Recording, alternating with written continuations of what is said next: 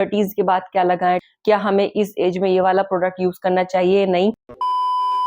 जय हिंद दोस्तों, स्वागत है आप सभी का आज की वीडियो में। आज की वीडियो होने वाली बहुत ही ज्यादा यूजफुल। आप सोचेंगे मैम हमेशा यूजफुल ही बोलती हैं, बट ये वीडियो आपके सवालों पर ही आधारित है, क्योंकि आप अक्सर मुझसे स्किन केयर रूटीन के बारे में पूछते रहते हैं कि हम 30s के बाद क्या लगाएं, 20s के बाद क्या यूज करना चाहिए, क्या हमें इस एज में ये वाला प्रोडक्ट यूज करना चाहिए नहीं। इसीलिए ये सीरीज मैंने स्टार्ट की है। पिछली वीडियो मैंने 20s का स्किन केयर बताया था कि 20 से 30 साल के बीच में आपको क्या क्या प्रोडक्ट्स यूज करने चाहिए और किस किस समय पे यूज करना चाहिए। ये वीडियो होने वाली है 30s के स्किन केयर के बारे में, यानी 30 से 40 साल के बीच में आपको क्या क्या प्रोडक्ट्स यूज करने चाहिए और किन किन चीजों का खास तौर पर ख्याल रखना चाहिए। तो बढ़ते हैं वीडियो में आगे, लेकिन अभी तक अगर चैनल को सब्सक्राइब नहीं किया तो जल्दी से कर ले, क्योंकि हेल्थ और स्किन से रिलेटेड वीडियोस आपको इसी चैनल में मिलती है। ऑल्सो इंस्टाग्राम पे हमारी 1.3 मिलियन फैमिली हो गई है, तो आप चाहें तो मुझे वहां भी फॉलो कर सकते हैं।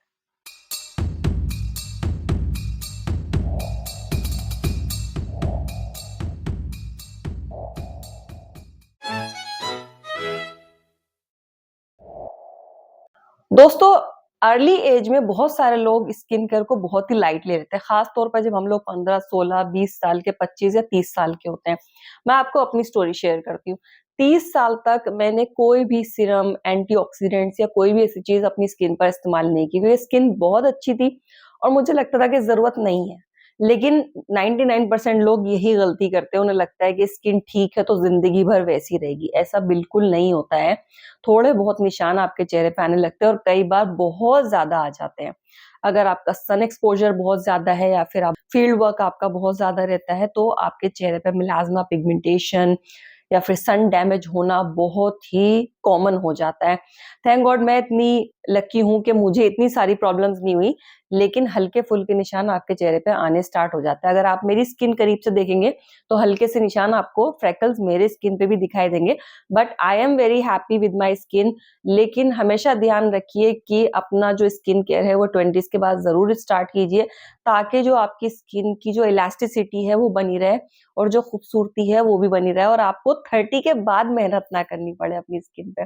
तो आज हम लोग 30s का स्किन केयर शेयर करने वाले हैं। तो जैसा कि आप सभी जानते हैं, सबसे पहले हम लोग शुरुआत करते हैं फेस वॉश से। तो बढ़ते हैं फेस वॉश की तरफ।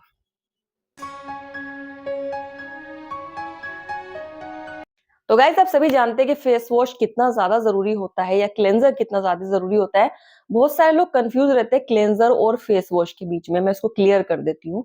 अगर आपकी ऑयली स्किन है तो आप क्लेंजर यूज करते हैं, ये एक तरह का फेस वॉश ही होता है, बट ये बहुत माइल्ड होता है, जेंटल होता है। साथ ही साथ अगर आपकी स्किन बैरियर रिपेयर के लिए, और अगर आपकी एक्नी प्रोन स्किन है या आपको ओपन पोर्स बहुत ज्यादा है, तो माइल्ड क्लेंजर्स क्या काम करते हैं, आपकी स्किन को रिपेयर करने का भी काम करते हैं। जैसे सिटाफिल क्लेंजर आता है या फिर सेरावी क्लेंजर आता है। ये बहुत अच्छी कंपनीज में आपको बता रही हूँ, जो डर्मेटोलॉजिकली टेस्टेड है, और मैं बचपन से देख रही हूँ इन कंपनीज को। सेरावी का तो मैंने अभी जो रिसेंटली ही एड देखा है, बट सिटाफिल मैं आपको ये बोल सकती हूँ कि यस, मैं बचपन से देख रही हूँ जो डर्मेटोलॉजिस्ट है उसको रेकमेंड करते हुए। साथ ही साथ अगर आपकी ड्राई स्किन है तो आपको ऐसे प्रोडक्ट देखने चाहिए जिनमें क्रीम बेस्ड हो। जैसे मैंने पहले भी आपके साथ शेयर किया, रिजुग्लो आप यूज कर सकते हैं, एथिग्लो आप यूज कर सकते हैं। रिजुग्लो की सबसे अच्छी बात मुझे ये लगती है कि उसमें ग्लाइकोलिक एसिड और सैलिसिलिक एसिड दोनों ही मौजूद है, तो ऑल स्किन टाइप के लिए अच्छा होता है। तो ड्राई, नॉर्मल, सेंसिटिव कॉम्बिनेशन सभी स्किन वाले इसको यूज कर सकते हैं। उसके बाद बहुत सारे लोग शिकायत करते हैं डल स्किन की, कि मैम स्किन डल हो रही है, या फिर वो एक जो ग्लो होना चाहिए वो शायद चेहरे पर नहीं दिखता। ये कई बार कई लोगों के साथ होता है, इवन मेरे साथ भी होता है। इस साल में कुछ टाइम मुझे ऐसा लगता है कि मेरी स्किन जो है वो काफी डल हो रही है। वो वेदर की वजह से भी हो सकता है या फिर आपके हेल्थ चेंजेस की वजह से भी हो सकता है। लेकिन आप ध्यान रखें, अच्छी डाइट लें और अच्छे प्रोडक्ट्स अगर आप यूज कर रहे हैं, अच्छा स्किन केयर कर रहे हैं, एक्सरसाइज कर रहे हैं, खूब सारा पानी पी रहे हैं, तो आपको ये समस्याएं कुछ दिन रहेंगी, उसके बाद आप ठीक हो जाएंगे। तो डल स्किन के लिए अगर आपको देखना है तो आप कोशिश कीजिए आप हाइलुरोनिक एसिड बेस्ड कोई अच्छी चीज देखें, या जिनमें आजकल फेस वॉशेस आ रहे हैं जिनमें कोजिक एसिड है, नाइसिनामाइड है, आप वो यूज कर सकते हैं। तो ये जो था आपका, ये फेस वॉश का पार्ट था कि क्या क्या फेस वॉशेस या क्लेंजर आप यूज कर सकते हैं। अगर ऑयली स्किन वाले हैं तो क्लेंजर के साथ ही जाइएगा। अब बात करते हैं कि कौन से मॉइस्चराइजर आपको यूज करने चाहिए। दोस्तों, मॉइस्चराइजर भी हमेशा अपनी स्किन के टाइप के अकॉर्डिंग ही चूज करना होता है। फॉर एग्जांपल, अगर आपकी स्किन ऑयली है, वैसे ज्यादातर ऑयली स्किन वालों को तो लगता है हमें मॉइस्चराइजर लगाना ही नहीं चाहिए। सबसे बड़ी गलती आप कर रहे हैं क्योंकि आपकी स्किन पर हमेशा एक बेस होनी चाहिए जब भी आप सनस्क्रीन या मेकअप अप्लाई करते हैं। तो हमेशा एक अच्छा-सा मॉइस्चराइज़र आप यूज़ कीजिए।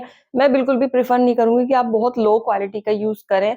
दोस्तों, स्किन केयर में थोड़े पैसे मुझे मालूम है कि खर्च होते हैं, लेकिन ये आपकी स्किन को आने वाली परेशानियों से बचाता है।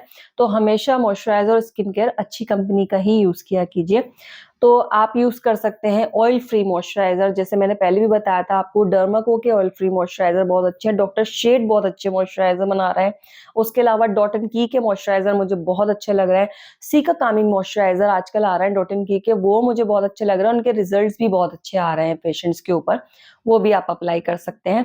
इन चीज़ों का ध्यान रखेंगे तो कभी भी ऑयली स्किन भी आपकी खराब नहीं होगी और एक्ने भी नहीं निकलेंगे। साथ ही साथ अगर आपकी ड्राई स्किन है तो 30s के बाद आपको थोड़ा-सा अ, वाइज़ली चूज़ करना पड़ता है प्रोडक्ट्स को। फॉर एग्ज़ाम्पल, अगर आपकी बहुत ज़्यादा ड्राई स्किन है तो आपको hyaluronic एसिड बेस्ड या फिर पैराफिन होना चाहिए मॉइस्चराइज़र उसके अंदर, या फिर उसके अंदर ग्लिसरीन होना चाहिए। और सबसे फ़ेवरेट, जो मेरा फ़ेवरेट है, मैं आपको हमेशा बताती रहती हूँ, वो है सेरामाइड्स। सेरामाइड ज़रूर होना चाहिए, क्योंकि सेरामाइड्स जो है वो हर स्किन टाइप को सूट कर जाते हैं और आपके स्किन बैरियर रिपेयर को बहुत अच्छे से सही रखते हैं। तो इस चीज़ का भी आपको ख़्याल रखना है। दोस्तों, सनस्क्रीन के लिए सबसे ज़्यादा सवाल पूछे जाते हैं। अगर मैं अपना कमेंट सेक्शन देखती हूँ तो सनस्क्रीन के लिए ज़्यादातर सवाल आते हैं। तो सनस्क्रीन के लिए भी ऑफ कोर्स आपको ये देखना होता है कि आपकी स्किन टाइप क्या है। अगर ऑयली स्किन है, कॉम्बिनेशन स्किन है, तो कोशिश कीजिए कि आप जेल बेस्ड सनस्क्रीन या वाटर बेस्ड सनस्क्रीन आप यूज़ करें। वो स्किन पे बहुत जल्दी अब्ज़ॉर्ब हो जाते हैं और किसी तरह का चिपचिपापन या स्टिकीनेस आपकी स्किन के ऊपर नहीं रहती है और आपको दिन भर वो टिश्यू पेपर से अपना चेहरा नहीं पोंछना पड़ता है। उसके बाद जब ड्राई स्किन की बात आती है तो एज़ आई ऑलवेज़ सेड कि आपको क्रीम बेस्ड सनस्क्रीन यूज़ करना चाहिए, जैसे शैडो, एसपीएफ 50 सनस्क्रीन में हमेशा आप सबको बताती रहती हूँ, डॉट एंड की का या डर्माको के स्टिक सनस्क्रीन्स आजकल बहुत अच्छे आ रहे हैं। तो ऑफ कोर्स आप बैग में लेके चल सकते हैं, और अगर आपका लगता है आपको कि सन एक्सपोज़र बहुत है, इवन आप, अगर मैं इस रूम में भी बैठी हुई हूँ ना, तो भी आपको सनस्क्रीन रीअप्लाई ज़रूर करना चाहिए। इससे क्या होता है कि आपकी स्किन आगे चल के डैमेज नहीं होती है। उसी तरीके से अगर डल स्किन है तो आजकल सनस्क्रीन में भी इतनी सारी चीज़ें अवेलेबल हैं, जैसे hyaluronic एसिड ऐड किया जा रहा है, अल्फा आर्ब्यूटिन ऐड किया जा रहा है, ओट्स ऐड किया जा रहा है। तो आई थिंक बहुत ही अच्छी रेंज आजकल निकलने लगी है सभी क्लाइंट्स के लिए, कस्टमर्स के लिए, which is a good thing. मुझे लगता है कि आपको अगर 10 चीज़ें अलग-अलग खरीदनी पड़ रही हैं और आपकी पॉकेट पे बहुत ज़्यादा बर्डन आ रहा है, तो वो 3 चीज़ों में आपको वो 10 चीज़ों का फ़ायदा मिल रहा है, तो इससे अच्छी बात और क्या हो सकती है। तो ये तो पूरा फेस वॉश, मॉइस्चराइज़र और सनस्क्रीन के बारे में। और चीज़ भी बहुत ज़रूरी होती है, वो होती है एंटीऑक्सीडेंट्स। आपने अक्सर सुना होगा, मैं कई बार कहती हूँ कि एंटीऑक्सीडेंट्स ज़रूर यूज़ करना चाहिए। जो लोग एंटीऑक्सीडेंट्स नहीं जानते, मैं बता दूँ कि विटामिन सी या फिर नाइसिनामाइड वगैरह जो है वो एंटीऑक्सीडेंट्स के अंडर ही आते हैं।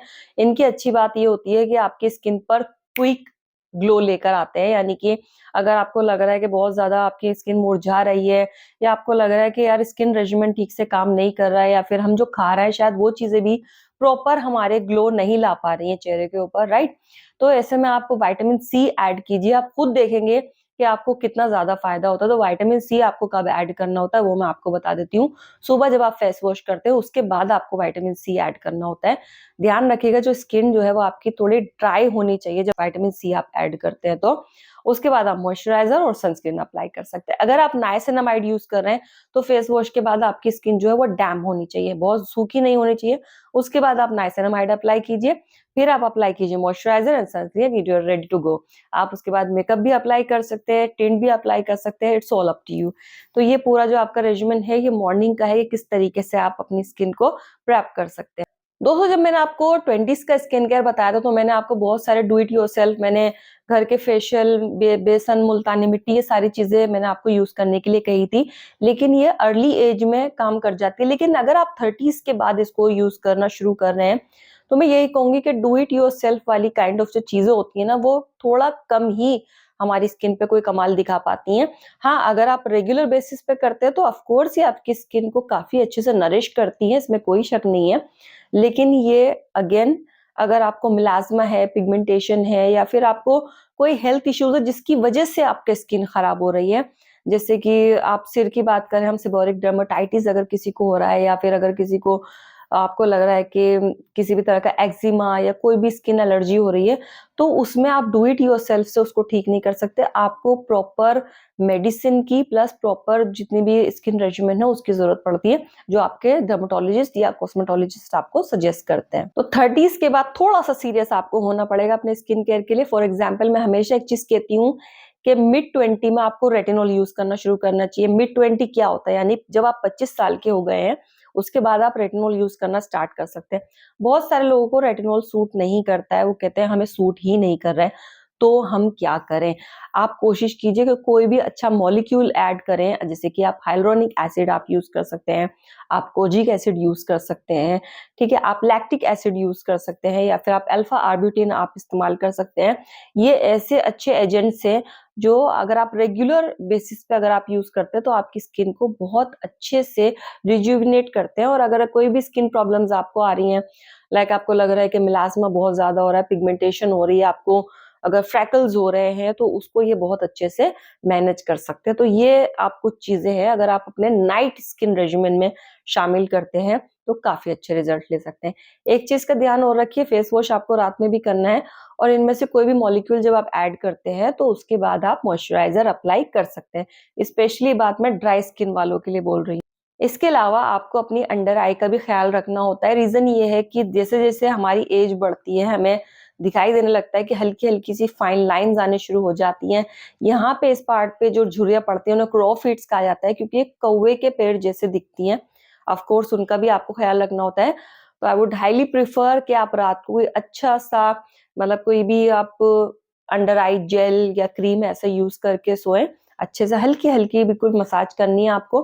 कोशिश कीजिएगा कि कोई भी ऐसा प्रोडक्ट मतलब जो आजकल दिखाया जाता है कि नींबू लगा लो या कॉफ़ी रगड़ लो, ठीक है? प्लीज़ वो चीज़ें मत कीजिएगा, उससे आपके जो अंडर आई बैग्स हैं उनकी नसें दिखनी शुरू हो जाती है, जो और ज़्यादा खराब लगने लगती है, इवन और ज़्यादा कालापन बढ़ जाता है, तो ऐसी चीज़ें प्लीज़ मत लगाइएगा। कोशिश कीजिए अपने डॉक्टर से पूछें, उसके बाद ही वो कोई चीज़ अप्लाई करें। साथ ही साथ लिप बाल्म बहुत ज़रूरी होती है, क्यों? क्योंकि धीरे-धीरे आप चाहे आप कॉफ़ी पी रहे हैं, आप चाय पी रहे हैं या जो लोग स्मोक करते हैं अगर उनको आदत है, ऐसे में आपके जो लिप्स हैं वो बहुत ज़्यादा डार्क दिखने लगते हैं। उनके लिए भी आपको थोड़ा बहुत पिगमेंटेशन के लिए कुछ ना कुछ अप्लाई करना होता है, जैसे कि आप चैप्टेक्स लिप बाल्म यूज़ कर सकते हैं, आप मिनिमलिस्ट की आप लिप बाल्म यूज़ कर सकते हैं या फिर डर्मा को लिप बाल्म बहुत अच्छी है उसमें क्योंकि एसपीएफ आई थिंक 50 उसके अंदर है या फिर फिक्स डर्मा की लिप बाल्म आती है उसमें भी एसपीएफ 50 है। तो वो आप यूज़ करते हैं तो आप पिगमेंटेशन अगर आपके लिप्स पे हो रही है तो आप उसको काफ़ी हद तक ठीक कर सकते हैं। तो जैसे कि मैंने पिछली वीडियो में बताया था कि हाथ और पैरों का भी ख्याल रखना है, तो मॉइस्चराइज़र जितना आप अपने चेहरे पे अप्लाई करते हैं, उससे 10 गुना ज़्यादा आपको हाथ-पैरों पे अप्लाई करना होता है। सही सुना आपने, इसलिए क्योंकि चेहरा आप सिर्फ़ दिन में 2 बार धोते होंगे, लेकिन हाथ शायद आपको 5, 6, 7 या 8 बार क्योंकि अगर मैं अपनी बात करूँ, मुझे कई बार धोने पड़ते हैं क्योंकि आप पेशेंट देख रहे हैं या आप घर का भी काम कर रहे हैं, चाहे आप कुछ भी कर रहे हैं, आप खाना भी खा रहे हैं, तो भी आपको 5 से 6, 7 बार तो दिन भर में पूरे-पूरे हाथ धोने ही पड़ते हैं, तो हर बार अपनी स्किन को मॉइस्चराइज़ करना बिल्कुल भी ना भूलें। एक चीज़ का ख़ास तौर पे ख़्याल रखिए दोस्तों, कभी भी दूसरों का स्किन केयर देख के स्किन केयर ना करें, क्योंकि हर इंसान अलग होता है, हर इंसान की स्किन अलग होती है, साथ ही साथ हर इंसान की बॉडी रिक्वायरमेंट्स भी अलग होती हैं, चाहे वो डाइट की हो या फिर स्किन केयर की। तो कभी भी आपकी दीदी या आपके अगर कज़न ये कह रही है कि लो मैंने मुझे दाना हुआ था, मुझे ये क्रीम लगाई थी, तुम भी लगा लो, तो वो वाले स्टंट्स प्लीज़ अपनी स्किन के साथ ना कीजिए। आई नो आप बचते हैं या फिर आपको लगता है कि यार डॉक्टर के पास जाना पड़ेगा, फीस देनी पड़ेगी, बट वो शायद एक फीस आपको आने वाली जो हज़ारों या लाखों रुपए का खर्चा है उससे बचा ले। तो हमेशा अपने नज़दीकी डॉक्टर, डर्मेटोलॉजिस्ट या कॉस्मेटोलॉजिस्ट के पास जाके सलाह-मशवरा करें, उसके बाद ही अपने स्किन केयर पे आप ध्यान दें। तब जब आपको कोई सीरियस इश्यूज़ है, अगर नहीं है तो आपको मैंने इतने सारे ऑप्शंस दिए हैं, आप वैसे भी कुछ ना कुछ अच्छा-सा अपने स्किन केयर में ऐड कर सकते हैं। उम्मीद करती हूँ वीडियो आपके लिए यूज़फुल रही हो, अगर रही हो तो प्यारा सा कमेंट करके ज़रूर जाइएगा। अपनी family, friends, cousins, sisters, brothers सबके साथ शेयर कर दीजिए। मैं मिलती हूँ आप सभी से नेक्स्ट वीडियो में, तब तक के लिए अपना ख्याल रखिए। स्वस्थ रहिए, व्यस्त रहिए, मस्त रहिए, ज़बरदस्त रहिए। Be healthy, be holistic. जय हिंद।